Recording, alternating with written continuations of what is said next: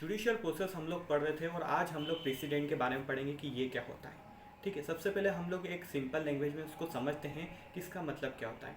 मान लीजिए कॉलेज के प्रिंसिपल हैं, दो बच्चे आते हैं जो कि क्लास में झगड़ा कर रहे थे। प्रिंसिपल उनको बोलते हैं कि अब अगर तुम झगड़ा करोगे या अब कोई भी बच्चा अगर झगड़ा करेगा तो उसको 500 रुपये देने पड़ेंगे। ये नियम लागू कर देते हैं। फिर उसके बाद वापस से अगले दिन कोई दूसरा बच्चा अगर झगड़ा करता है क्लास में, तो जो टीचर रहेंगे तो वो लोग तो जान गए थे कि प्रिंसिपल सर ने 500 रुपये जुर्माना लगाया था, तो वो लोग भी जुर्माना लगाते हैं। जो जो बच्चे लड़ रहे थे उनके ऊपर जुर्माना लगाते हैं 500 रुपये।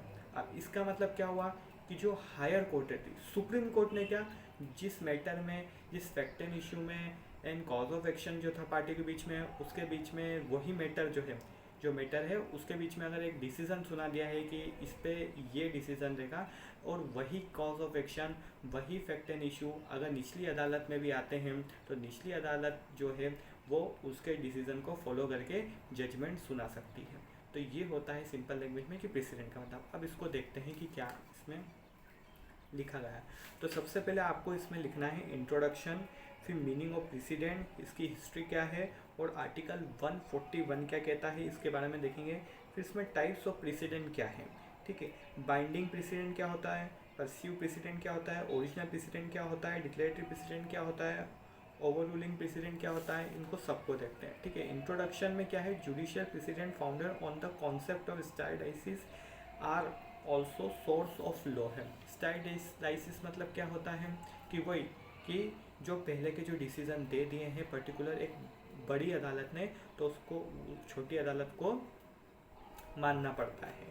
मीनिंग ऑफ प्रेसिडेंट क्या होता है, लीगल डिसीजन, जजमेंट जिसको कहते हैं, एक तरीके से गाइडेंस मिल जाता है निचली अदालत को कि इस केस में उन लोगों ने क्या कंक्लूजन दिया था, क्या डिसीजन दिया था, थोड़ी आसानी हो जाती है उसमें। ठीक है, हायर कोर्ट जो कि देती है सिमिलर फैक्ट, सेम इशू आ गए हैं तो इसमें क्या करना चाहिए वो होता है। फिर एक स्कॉलर थे बेंथम, उनने क्या बोला था, प्रेसिडेंट आर जज मेड लॉ।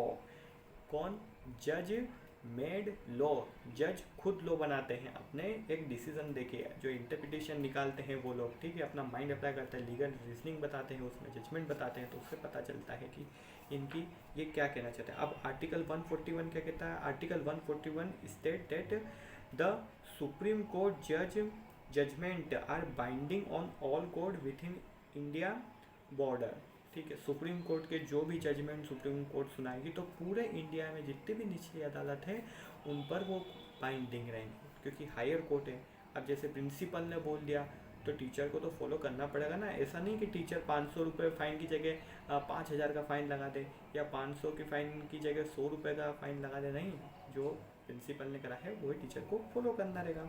उसका types of president, binding president जो कि मैंने बता दिया आपको कि बाइंडिंग रहेगा निचली अदालत पे कि आपको मानना पड़ेगा। फिर परस्यू प्रेसिडेंट क्या होता है, ये बाइंडिंग नहीं रहता है, not binding on the court used and guidance in reaching a decision can influence the court reasoning and, जैसे अगर नहीं आया है उस केस पे, ठीक है, अगर उस केस पे जो मैटर आया उस पर नहीं है तो क्या है कि वो खुद भी बना सकती है प्रेसिडेंट। ठीक है, कौन, जैसे हाई कोर्ट हो गई, ये खुद भी बना सकते हैं। फिर ओरिजिनल प्रेसिडेंट, फर्स्ट डिसीजन, पहली बार इस मामला आया, first decision made on a particular legal issue और अ पॉइंट ऑफ लॉ, पहली बार ऐसा कोई मामला आया है जैसे कोर्ट के पास, जैसे सुप्रीम कोर्ट, क्या हो गया, ओरिजिनल प्रेसिडेंट, उनने इस ये जो मैटर आया था सेम फैक्ट एंड इशू जो थे इसमें जो सिमिलर फैक्ट था उस पर जो मैटर आया था, ये ओरिजिनल प्रेसिडेंट उनने दे के रखा, उनने खुद जनरेट करा है इसको।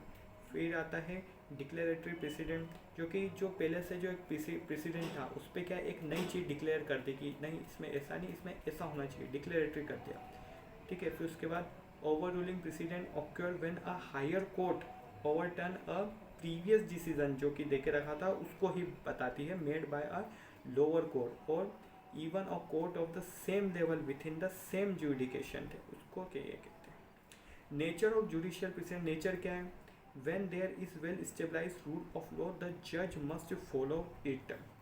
Factor that destroy the authority of the precedent, a precedent is no longer binding if a future statutes or statutory rule, future में अगर कुछ होने वाला तो ऐसा नहीं कि वो बाइंडिंग रहेगा। फिर एडवांटेज क्या क्या है, एडवांटेज ये है कि क्या है कि थोड़ा आसान हो जाता है। किस तरीके से, जब सिमिलर केस है तो ठीक है ना, सिमिलर केस पे एक बड़ी अदालत ने वो सिमिलर मैटर में जजमेंट्स बता दिया गया था तो आप उसको केवल फॉलो कर लो, तो ये हो जाता है। फिर exception, how the law will be apply in specific सर्क्यूमस्टांसेस।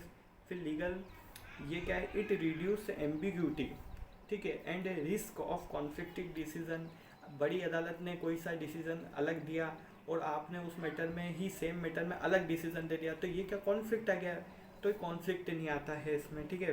Basic quick, जल्दी हो जाता है ये सब चीज़ें, टाइम का इसमें ज़्यादा वो नहीं रहता है, एफर्ट नहीं लगाते हैं, रिसोर्स ज़्यादा नहीं होते हैं, लगाने पड़ते हैं। Evolution of law, changing society need, और इसलिए ये चीज़ आई प्रेसिडेंट। अब डिसएडवांटेज क्या है, अब बाइंडिंग हो जाता है, अगर उसको, अगर जज को ऐसा लगता है नहीं यार इसमें ऐसा नहीं, इसमें ऐसा होना चाहिए, तो उसके ऊपर तो बाइंडिंग हो गया कि नहीं, जो बड़ी अदालत ने बोला वही मानना पड़ेगा। थोड़ी डिफ़िकल्टी रहती है, डियर इज़ मेनी प्रेसिडेंट, काफ़ी सारे रहते हैं, कौन सा कहाँ पर अप्लाई करें वो दिक्कत आती है। कंक्लूजन क्या है, that precedent serve an essential role and filling gap in law. जो भी गैप है, ऐसा लगता है यहाँ पर गैप है, तो क्या है कि कोर्ट को थोड़ी आसान हो जाती है, पता चल जाता है कि यार बड़ी अदालत ने इस तरीके से इसमें जजमेंट दिया था, तो हम भी बता देते हैं। तो ये था।